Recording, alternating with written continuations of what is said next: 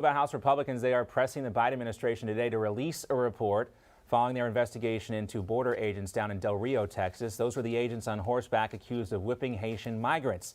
But we know that was all a lie. They weren't actually doing that. They were just doing their jobs. In a letter to DHS Secretary Alejandro Mayorkas, the group of GOP lawmakers wrote, "For months, the Biden administration and your department have gone without even apologizing to the agents that were smeared. The American people deserve transparency from their government, and the U.S. Border Patrol deserves defense from their department's secretary against unfounded accusations." Joining us now to talk more about this is the former acting Homeland Security Deputy Secretary Ken Cuccinelli. Secretary Cuccinelli is also a former Attorney General of Virginia. Also with us is Art Del Cueto. He's the Vice President of the National Border Patrol Council. Gentlemen, great to have you with us. Good to be with you. Art, first to you. I guess a good place to start, if they wanted to improve the morale even the slightest bit, would be to come clean on this whipping incident, huh? No, that's definitely it. Look, the American public, they want border security. The agents want border security. And, you know, they're out there doing something that's within policy. You would think that the leadership within DHS, the leadership within Border Patrol would have spoken up and said, hey, look, everything that we're doing is within policy. It's within training. No one's getting whipped. Split reins are what the agents out there use on horseback. And it's to prevent the horse from actually going the wrong way and attacking the individuals that they're trying to deter or arrest. So, you know, this whole thing has gone on long enough, and to be dragging these agents' names through the mud like they've done many times before on what agents are out there doing. Listen, I just got a report just right now that another agent was attacked. That's 2 agents that have been attacked physically out here in the Tucson sector, and we're still waiting to see if anyone's actually going to go against these individuals for attacking agents. So what happens is, when you see leadership that is not willing to back up the agents, the cartels know it, the individuals that are coming across know it, the smugglers know it, and to them it's an open door policy to attack our agents and not do anything about it. And yet these agents show up to work every single day. It's hard to blame them for pushing back against their leadership, isn't it, Ken? Absolutely. I mean, leadership has several aspects to it. Of course, you give the instructions, the directions to go, but it comes with a concomitant responsibility to care for the people in your charge. That's the agents.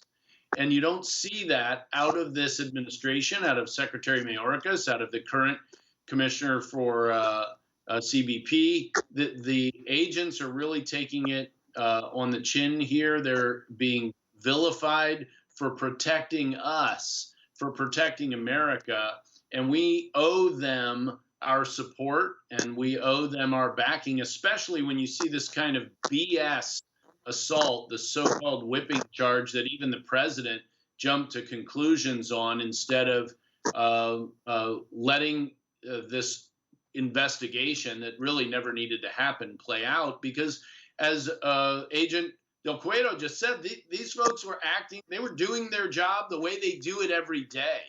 Someone under on the very left difficult circumstances, too, we should say. Circumstances that were caused by this administration's rejections of border policies that we know were working. And I want to focus now as well on the way the corporate media is trying to blame the Trump administration for the current issues that the Biden administration is having on the border. 2 examples here. First are CNN, this headline: the Biden administration is now sending flights of Venezuelan migrants to Colombia under a controversial border policy.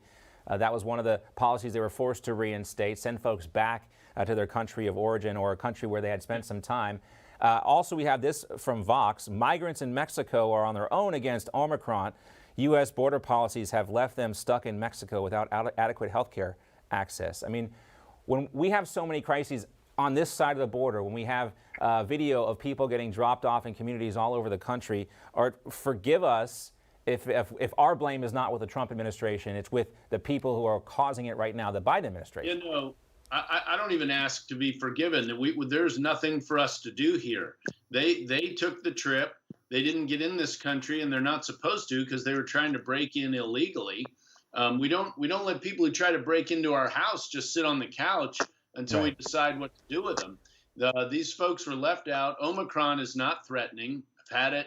We had it run through our house. It's low-level illness, and why the concern for illegals who never come into this country when, as you noted, John, we have so much to contend with in this country. Right. Like taking care of our own Border Patrol agents, as we were talking about earlier, and taking care of the poor people in our own economy rather than absorbing millions, 3 million in the last year, from other economies around the world that take away economic And when you look at what's happening with the human smuggling and the fentanyl, and also the way that these migrants are being treated by the coyotes, Art, this is not the more compassionate way of business what the Biden administration is doing. And the reason that's happened is because the current administration has let out the message saying, hey, if you come across, you're going to be able to come here. You're not going to see any type of consequences for breaking the law. That's why that's happened. This administration has created that magnet for that many individuals to try to cross illegally, knowing that they're going to get a break, they're going to be left here. That's why you saw just recently the frustration by Border Patrol agents when the secretary went down to visit down in different musters. You saw that frustration. That's frustration that many individuals within the National Border Patrol Council have been speaking out about for many, many years. We've done it on past Secretary of Homeland Security commissioners during the Obama administration. It's something that's very frustrating. The agents that are out there putting their lives on the line, they want to do what's best for the American public. The American public, regardless of what side of the aisle you are on, they want border security. And agents cannot do that if politicians don't have the will to help them out. And if we have career employees within the agencies that aren't willing to do anything about it, but just toe the company line so they can figure out their retirement, what gig they're going to get once they're retired, and see what other job they get after that. And who's paying the price? One, the American public, and two, the agents that are out there putting their lives on the line each and every day. So well said. Art Del Cueto, Ken Cuccinelli, gentlemen, we appreciate it.